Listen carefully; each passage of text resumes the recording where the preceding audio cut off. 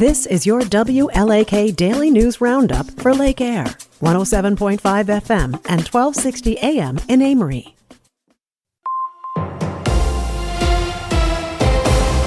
Civic Media News, I'm Terry Bell. Here's what Wisconsin needs to know. A pair of redistricting experts is billing the state $128,000 for the work they did for the Wisconsin Supreme Court. About half of the bill will be paid by taxpayers. The rest will be covered by the 6 parties in the case, including 3 groups funded by private lawyers. The case was effectively closed when Governor Evers enacted new maps last week. Much of southern Wisconsin is going on a wild weather ride today, starting with possible record-high temperatures, then snow, strong storms, and bitter cold. Today starts as mild as yesterday. High temperatures should reach the 60s and even the low 70s. Things take a turn starting at about 6 o'clock tonight with the chance of severe weather. Wisconsin wildlife officials say the danger for wildfires is high. Much of the state hasn't been under several inches of snow since January. Department of Natural Resources wardens say warmer than normal temperatures, low humidity, breezy conditions, and dry vegetation all add to the problem. Last weekend, the DNR responded to 15 wildfires that burned 30 acres. Nearly all wildfires in Wisconsin are caused by people. We're near the end of Black History Month, first proclaimed by President Reagan in 1986. He said Black history had a rightful place in American schools. Senator LaTanya Johnson says she's dismayed by the change in tone from Wisconsin Republicans. It's so far away from that. We see so many attacks on minorities in that building. Johnson speaking to the Wisconsin Eye Public Affairs Channel. 413 high school students will get hands-on training in 4 new possible career paths this year. Business administration and education were added to the Wisconsin Youth Apprenticeship Program last fall. Students take 1 or 2 years to take classes about their chosen field while getting experience outside the classroom. More than 8,000 students signed up for apprenticeships in Wisconsin last school year. I'm Terry Bell, Civic Media News. Now, here's what you need to know closer to home.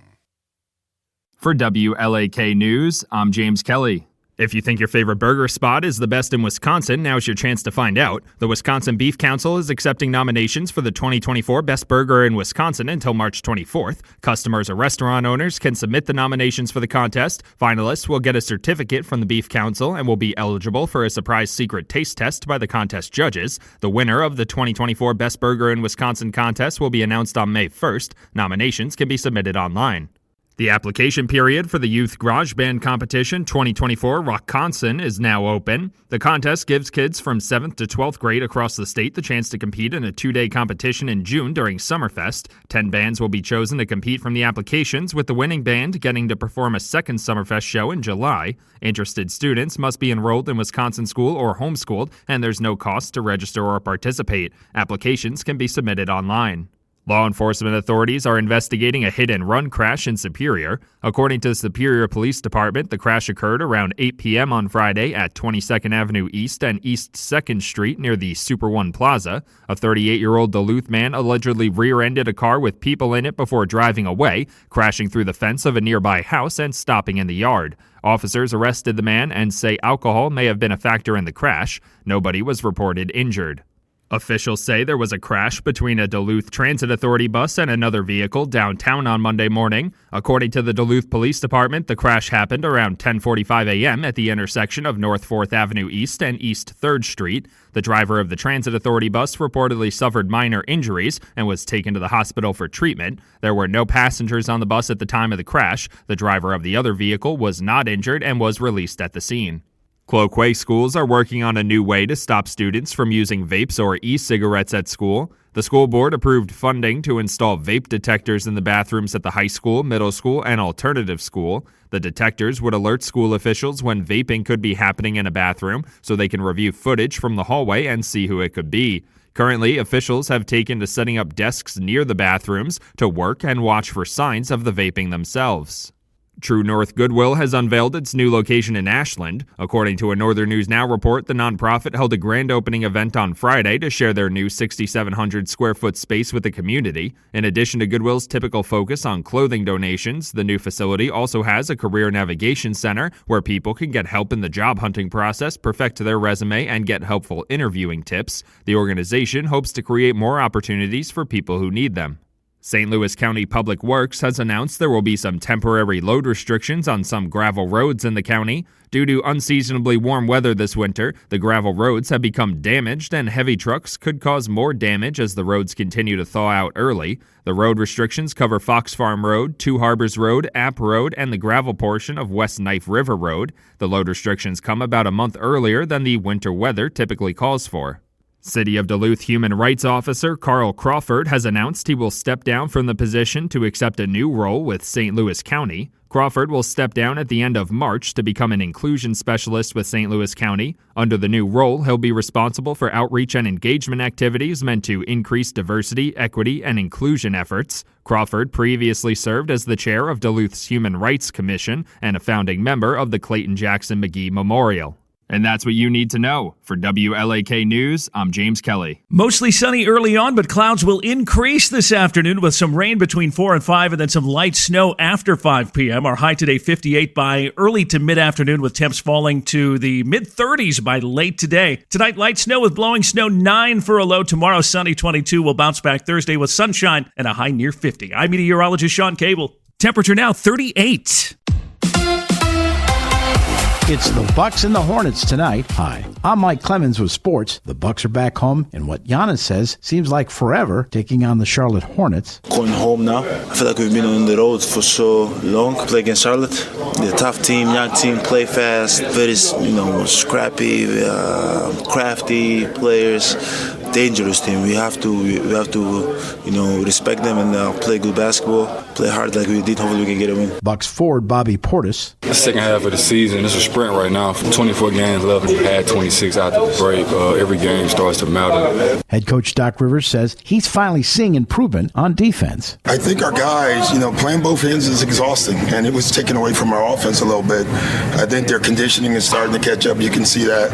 Last 3-4 games we've been terrific. This team, because you have a Giannis on your team, if you can get stopped, you can get in transition. Giannis in transition is a problem for everybody. College hoops, the Wisconsin Badgers in Indiana to take on the Hoosiers. Baseball, the Brewers losing to the Reds 8-3. Tomorrow, they'll host Craig Counsell and the Chicago Cubs. So many new players on the Brewers roster, but Christian Yelich says, I definitely think we're going to be a competitive team this year. Even when we've been good the last few years, no one ever picks us to be good, just because, we're the Brewers and it is what it is. But I think that we have a chance to really surprise some people with the talent in this room. We usually always find a way to be competitive and be there at the end and give ourselves a chance. So you never know what's going to happen over the 162 games, the 6-month season. There's a lot of ups and downs. There's going into it. There's going to be great times. There's going to be stretches where it gets really tough and rough, and you just have to just put your head down and keep going. And we've done a really good job of that. We're in Indy to cover the NFL Scouting Combine, getting underway today. Over 320 of the top players in college football are here. Will running back Aaron Jones be back with the Pack? Yeah, absolutely. I think we'd love to have Aaron back. We're still kind of putting all those things together as far as how we're going to move forward. But,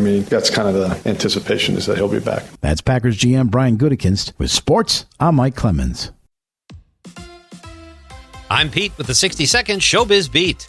ScreenRant.com calls the Best Actor category the most competitive at this year's Academy Awards. The site says the award will most likely go to Oppenheimer's Cillian Murphy, but that Paul Giamatti's performance in The Holdovers could position him for an upset. Bradley Cooper, Jeffrey Wright, and Coleman Domingo round out the Best Actor category. This year's Oscars are March 10th. Sylvester Stallone says he and wife Jennifer Flavin have made it official and will move the family, which includes their kids, 3 grown daughters who no longer live at home, to Florida. Flavin says she needed a change and has too many memories at their California home and wanted a fresh start. Sylvester Stallone says the decision to move to Florida will be beneficial to his creativity. There's no way he could write Rocky 21 or The Expendables 11 in California. Right like the wind, Sly. For more showbiz fun, tune into Nightlight with me, Pete Schwaba, every night between 7 and 9 p.m. on the Civic Media Radio Network.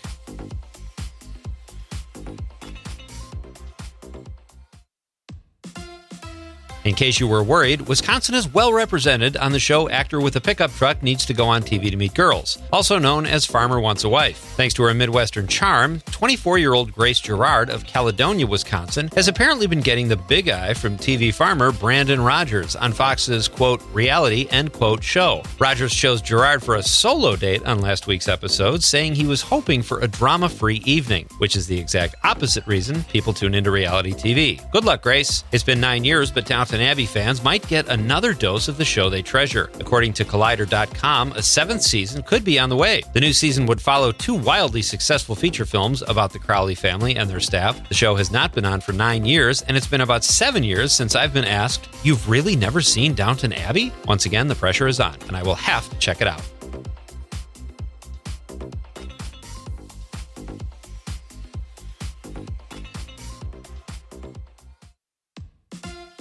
Bob Marley One Love dominated the box office for a second weekend in a row. The film pulled in $14 million over the weekend and totals $71 million overall. Reviews were lukewarm, but that's not stopping people from checking out the legendary reggae singer. Meanwhile, Ethan Coen's effort without his brother Joel, Drive-Away Dolls, finished in a disappointing 8th place behind Wonka, a film that has been in theaters for almost 3 months. And in Now You've Ruined It news, Gwen Stefani says she can no longer listen to No Doubt songs, and that doing so makes her want to throw up in her mouth. She is now married to country singer Blake Shelton, but says the old songs remind her of past relationships, which include a former bandmate and Gavin Rossdale from Bush, with whom she has 3 children. Shelton must be flattered he doesn't make his wife hurl in her own mouth yet. Don't worry, folks. Stefani says she still absolutely loves performing the songs live. Cha-ching. For more showbiz fun, tune into Nightlight with me, Pete Schwaba, every night between 7 and 9 p.m. on the Civic Media Radio Network.